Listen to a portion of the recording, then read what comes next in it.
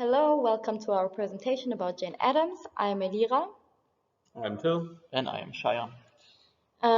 We are Erasmus students from the University of Twente in the Netherlands and are currently studying in La Universidad Pablo de Olavide and doing this presentation for the sociology course for Dr.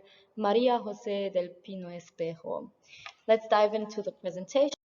See our table of contents. Let's start with the biography of Jane Addams. She was born 1860 in Cedarville, Illinois, and died 1935 in Chicago. She was one of the most prominent women of her time as a social reformer and a social theorist. Jane Addams grew up in a comfortable middle class, had a quest for authority, or what she called it, auctoritas, a life with dignity, influence, and consequence, especially as a woman. Her life project was to find a way that she, as a woman in a patriarchal world, could act and speak with auctoritas. She grew up with her father as a model of auctoritas, and even though he was not really a feminist, it was very important for him that his children would get good education. That's why he sent her, against her will actually, to the Rockford Female Seminary, where she became a leader of the university and an intellectual. That is when she began to take her writings and her essays seriously, sending them to literature magazines, and in which she mostly questioned the role of women in the world. After her graduation in 1881, she had for 7 years no clear path for her life since she had a lot of personal struggles. But her travel to Europe and especially to East London, she started to find dedication for her life, as she saw in the very poor area of East London her privilege and her social position as a young, educated, privileged class woman, and realized that she was paralyzed in a confrontation with her real experience, taking away from action rather than really acting against injustice and poverty. This is an experience of what feminists today label as bifurcated consciousness. And this led to one of her biggest achievements in her life, the Hull House experience. The Hull House experience started in 1889 when Adams and Ellen Gates Starr, her friend, settled to Chicago's 19th Ward. It is a very poor neighborhood in which a lot of immigrants live. They rented the second floor of a subdivided former mansion and named it the Hull House after the Chicago millionaire Charles Hull, who was the original owner of the building.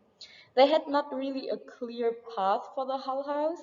They just knew that they wanted to have a neighborhood living among the poor.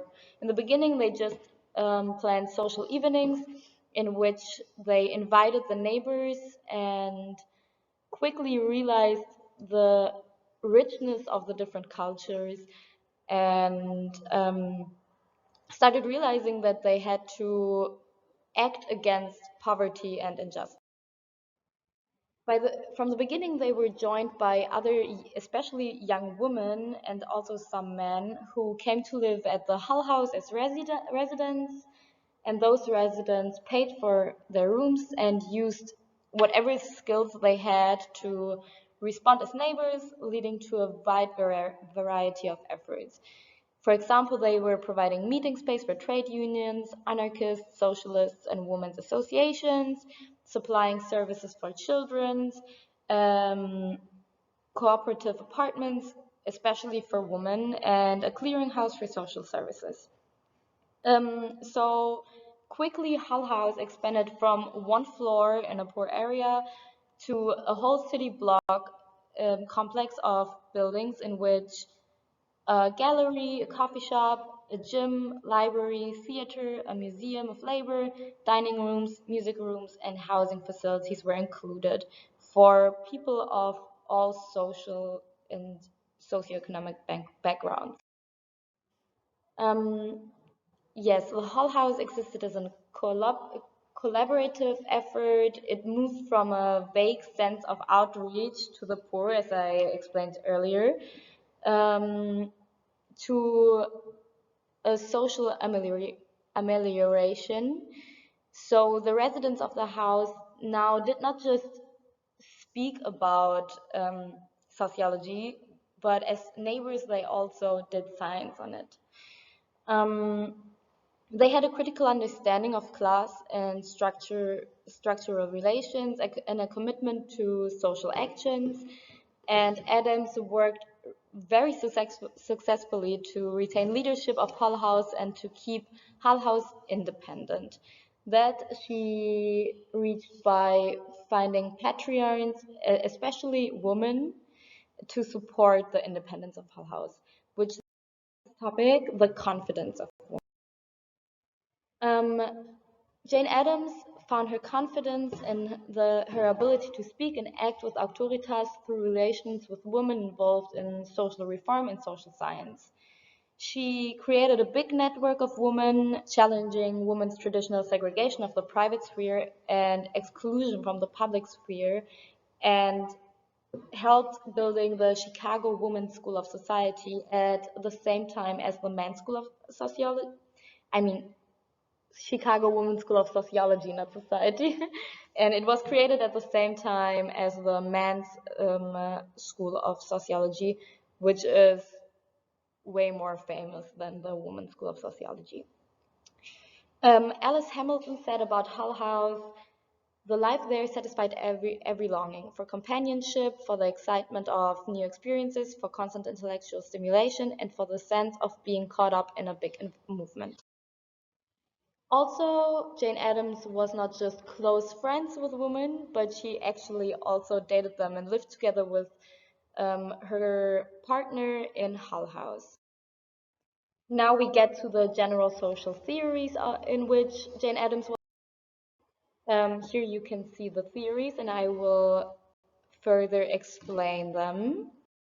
First, the women's movement. It focused on strategies that would gain women access to the public sphere, and most especially on strategies for winning the vote.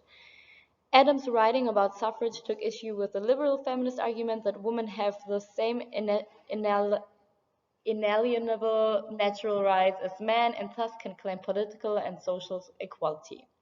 She rejected the individualistic emphasis in the natural rights argument and argued that women's suffrage is not an individual right but a civic duty. Then progressivism, it claims that constitutional principles and social science logic demanded an activist, enlightened state. Her religious and class background made her at home at the progressive community, and her theoretical discussions explored the appropriate responsibilities of the state, rejecting the prevailing laissez-faire position of minimalist involvement with social and economic justice. She felt that reformist action must counterbalance capitalist expansion in order to ameliorate the human pain produced by the expansionism, and she was concerned that the state would act without necessary knowledge of the everyday life of citizens.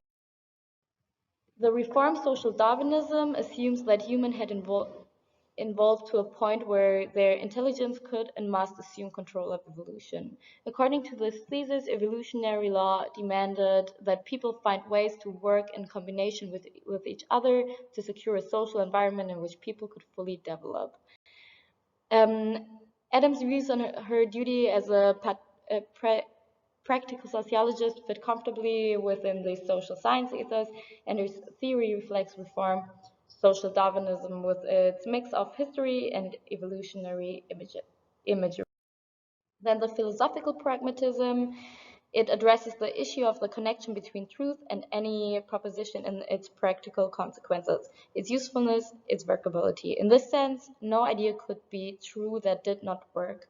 This sounds really complicated, but actually it just says what Adams' work as a scientist always showed, like that she learned from experience and not theoretical work.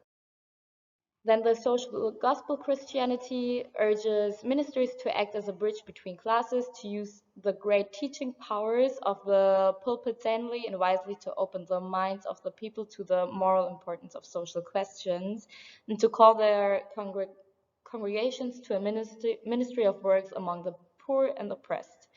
Addams actually worked a lot with ministers, but she was careful to self-define her as a social gospeler, because for Addams, it is a part of a larger movement which is not necessarily religious.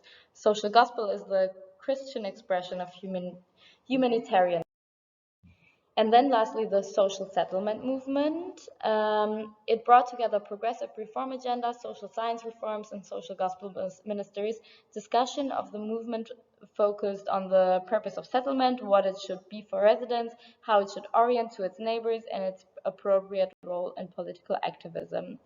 This is what Addams is most known for, as I already explained with the Hull House, and further to the major themes.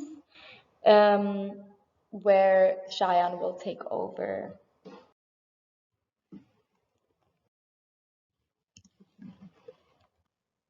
Right. So her first major theme is to analyze the situation at hand for sociology, which basically means that Addams sees sociology as work to be done, and that life can be only learned through experiences, and that as a sociologist you have to actively participate in people's lives. And that the job of social research is then to inform political actions and also to not lose the viewpoint of subjects they analyze. The second one is the narrative of multiple vantage points. This is like a typical method of theory building, and it is to develop generalizations through narratives, and that collisions in viewpoints between differently situated actors are like typical for her, that there are like many actors with different viewpoints and that you like have to respect all of them and take all of them into account. And yeah, so social theory to her is typically not developed through, no, in general not developed through narrative. Yeah, and what she also thinks is that people order their lives through ethics and like values. Yeah, social beings are also embodied as an agentic subjectivity for her as a third major theme. So basically, it's like that the individual is the basic unit of a theory, and she thinks that embodied people have the capacity to think and will, and this is what her theory revolves around. And yeah, also she sees human beings not as only sociable, but also to actively seeking to be kind, so that humans are also like have the desire to be kind-hearted and like to be nice to other people, which also Jane Addams thinks that this should be given some form of a governmental expression. Yeah, and then she also thinks that it's like also important to practice this kindness, which individually is already there, to practice this kindness also in a collective manner. And her fourth major theme is that theory outlines society's essential characteristics. And yeah, she sees society as people in interaction in multiple regional sites and in real time and space. And that they all pursue practical interests like livelihood, wealth, power, and also material goods, sociability, and also intimacy. Yeah, now we come to the relevance of Jane Addams for history and also for the practice of sociology in general. First point, theory versus application. She distincted in her time between theory and application, which is taken for granted nowadays, but wasn't taken for granted at that time. Yeah, she thinks that social theory must be used for social amelioration, and that developing a theory, or this accomplishment of developing a theory, can only be created through active social involvement. So basically what her first major theme also was, to be actively involved in people's lives, to form theories. Yeah. And she also thought that if you marginalize social practice, it also meant that you marginalize women. So if you don't look in the real world and see things as it is, then you're not taking in the whole picture. Yeah, so she sees the necessary relation between theory and practice, which is also nowadays present in Marxian sociology or Marxist sociology, feminist sociology, and also black feminist thought. Then we come to distinctive theoretical voice. For the male sociologists before her, sociology was a general and decontextualized thing, which is different to what Addams did. For her, the sociological theory was like personal, grounded, and involved, also sometimes humorous. So basically the theme of her being involved in people's lives. And she also keeps herself present in her theory. So she's aware of herself and takes that into account while she's writing her theories. And this also means that the generalizability is limited because her actors and the situations are not universals, but they are deeply contextualized. And we come to constraint versus agency. So it basically means that, well, previous sociologists claimed that society determines the will of individuals, while Addams thinks that the individual is socially determined and is not, so their will is not determined by sociology, or by society, sorry. Yeah, so she sees individuals as agentic, they're willful, desirous, and also in some situations irrepressible. Yeah, but she also thinks that the individual is not only egoistical in their willfulness, but also socially and ethically. So, which basically, like, she has examples that people or individuals wish to relate to others, and also have the opportunity to be kind, and also assess their actions they're doing in an ethical or moral way to like determine if they're good or bad. Addams and the tradition of feminist sociology. She has different aspects of her workings that influence feminist sociology. So, for example, she has a gender standpoint. What I already said, that she locates herself in a theory and brings a woman's consciousness to her analysis, but also takes into account that also between women there are many, many differences. And yeah, this is basically the theme of multiple vantage points. And also she focused on women's lives. Yeah, women were very central to her social analysis, and yeah, she's also a cultural feminist, which means that women bring different ethical and practical orientations to different life situations. Then we have the influence on feminist theory with multiple vantage points, and this is what was very interesting to her, that you like take into account the many different ideas and many different life situations of individuals, their desires, also wills. Yeah, and just take them all into account and talk about that. And she thinks that if you deny some people's vantage points, it's like an essential element in domination. And if you want to change that, you can only change that, and like only if you take in the multiple vantage points, you can change this structure of domination. And also, it's very important to her. What was a major thinking of her was that you always have to take into account that problems are very complex and there are no simple solutions for complex problems.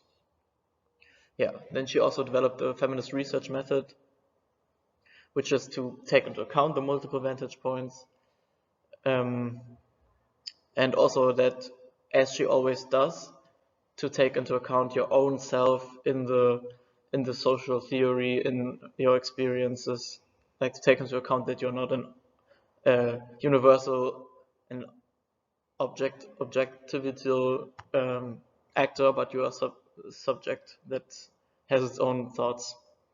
Yeah.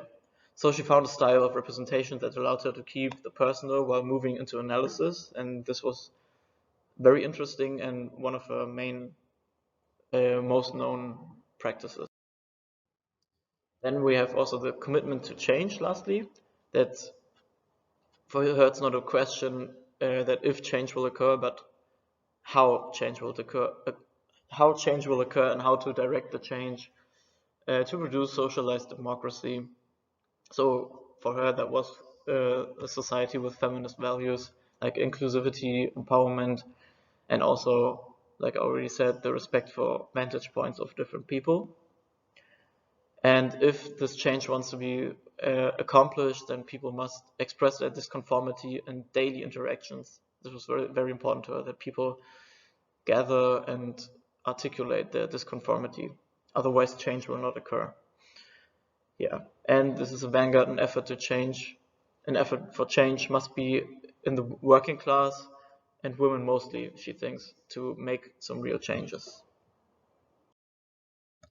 Okay, in this last part, we take a look at important texts and essays by Jane Addams, in which we can find some of the themes that Elila and Cheyenne talked about, such as social ethics, for example. Also, we will here see example of Adams' theory building through narratives. The settlement as a factor in the labor movement is an essay in which Jane Addams talks about the role of society in class relations. For her, the code of ethics for her settlement was sharing the life of the poor is essential in understanding and bettering of that life. For example, she meant the immediate proximity to the poorest and most disadvantaged in society allows a researcher to comprehend their situation in a unique way, while also highlighting the need to help these groups. This perspective is also that this is a perspective that other sociologists that basically just conduct desk research lack, because they don't have this perspective, and therefore their research doesn't have the same quality. An example she mentioned in this text is the organization of the suing sector.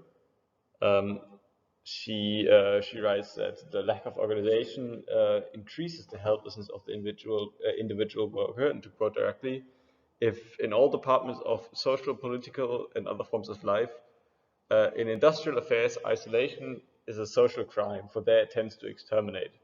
So this leads to a moral obligation to organize, which is then turned into a social obligation. And the question is, how might the settlement be of value to this effort? And in the settlement, there are many very different social groups that can be united in this very special context. She wrote, working people among themselves are being forced into social democracy from the pressure of the economic situation. It presents an educating and broadening aspect of no small value. Also, something that she highlighted in this text was that the settlement has to provide positive action for a social movement to be sustained. The settlement provides a very unique vantage point from which it is possible for its inhabitants to perceive the situation of the labor movement and what it actually is that it needs. She also highlighted the need to focus on democratic values and trust in American democracies. She put it quite plainly in this quote, "It is singular that in America, where the government is founded upon the principle of representation, the capitalist should have been so slow to accord this right to the working man, that he should refuse so steadily to treat with a walking delegate and so maintain that no outsider could represent the man in his shop." So she pushes for the sharing of the results of industry. Also, something that she highlighted in this text is that thinking in class categories defeats the point of the settlement itself. The settlement is pledged to insist upon the unity of life, to gather to itself the sense of righteousness to be found in its neighborhood, and as far as possible in its city, to work toward the betterment not of one kind of people or class, but from the common good.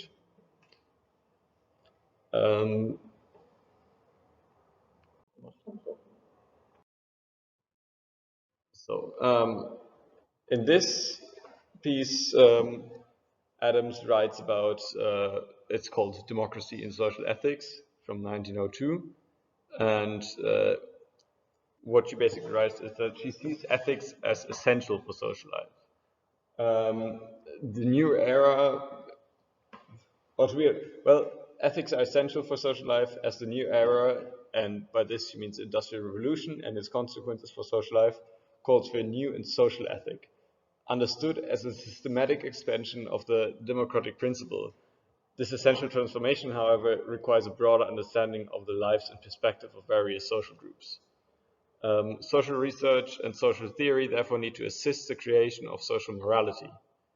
Adams' stance on personal righteousness is that personal righteousness is just not sufficient anymore. Personal righteousness, such as obeying the law and helping your own family, she put it quite strongly by saying to attain individual morality in the age that demands social morality is to pride oneself on the results of personal effort when time demands for social adjustment is to utterly fail to apprehend the situation. So she puts it quite clearly here. And lastly, she perceives a limitation through association. As in her opinion, the only way to develop a social morality is through contact with a wide scope of social classes, and by associating only with a certain kind of people. Of course, we therefore limit our scope of ethics. In this last piece, democracy and social ethics, to continue with democracy and social ethics, Adams continues with the ethical confusion in America. Like Martineau, Adams saw society's treatment of its poor as the clearest measure of its ethical progress. And the nature of charity in the US during the late 19th and 20th century was a very destructive one. Charity had previously been administered harshly since it was believed that poverty was an individual's fault. She then highlights the effect of economic pressure on will and moral development. She names the example of a disadvantaged immigrant child that, unlike other childs that play and basically are free to explore the world, this poor immigrant child with 6 years of age already thinks about where the next rent is coming from, and doesn't have the time that other children have to develop this moral and will, as it already has to concern itself with the worldly issues. Adam wants to bring about the social change needed to prevent people, and especially children, from suffering such circumstances through her activism. And in this last piece, Problems of Municipal Administrations of 1906, Adams sets a theory of democratic state and her critique of American government. She highlights two important characteristics of American government: the persistence of a militaristic ethic in government, that is basically a legacy of the English version of a state that the American was based on. And she also criticizes the absence of a truly democratic process.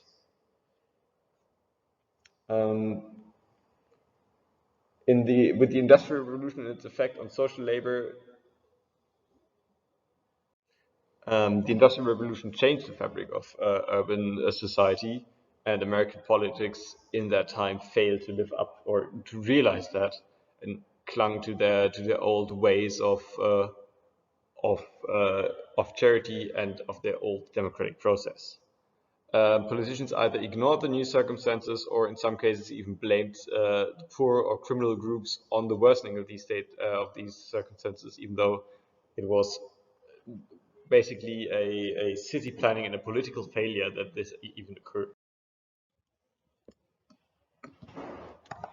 Okay, to close this presentation off, we're going to talk a little bit more about her achievements. Jane Addams had a gift for appreciating and emphasizing with positions of others by at the same time never letting go of her own beliefs and views. She even gained a Nobel Peace Prize in 1931, 4 years before she died because of cancer. Over the years, sadly, Hallow's slowly withered away, and Addams' considerable achievements were written out of the records, as it happened to many other women. But over the years, different sociologists put a lot of effort into reappearing her work. Yeah, and thank you so much for listening to our presentation. Here you can see the literature we used. Yeah. I think that's it. Yes. If you have any questions, Drop a comment. drop a comment, and yes. Thank you. Bye.